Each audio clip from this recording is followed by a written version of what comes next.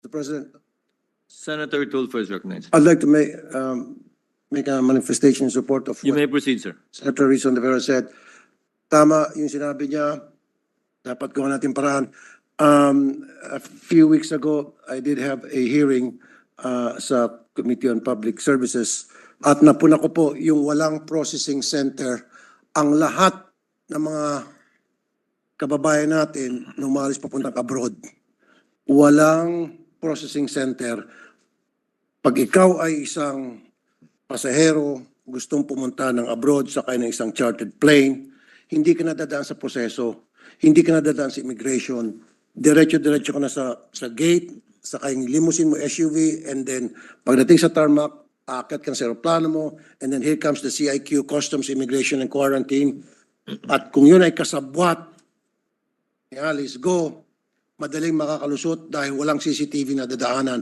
That's why I told people sa NIA, MIA, by the end of this year, kapag wala pa rin processing center ang mga chartered plane, ako po yung manggagalaiti, I will really raise hell.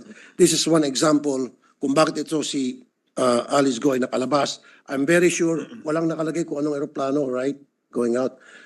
I'm very sure ito ay lumabas through a chartered plane, through a private plane. So all we need to do is tanungin natin kung matitrace siyang kung sino, anong mga private plane ang lumabas o chartered plane ang lumabas that very day from the Philippines. Doon natin matatrack down. At sino yung mga CIQ, Customs, Immigration, Quarantine, ang nag-process ng kanilang passport sa loob ng aeroplano.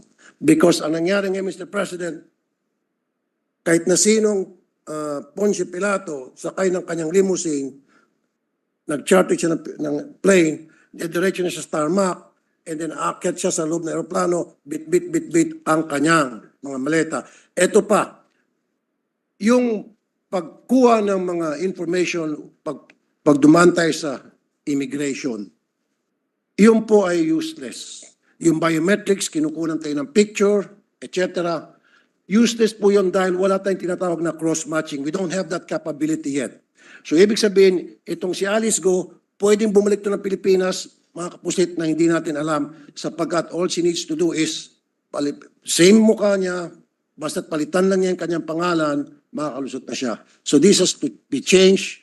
At again, ako'y nanawagan sa mga taga-NAIA, MIA, Immigration, get your act together dahil by the end of this year, gusto ko magkaroon ng processing center ang lahat ng pasahero going in and coming out of the country.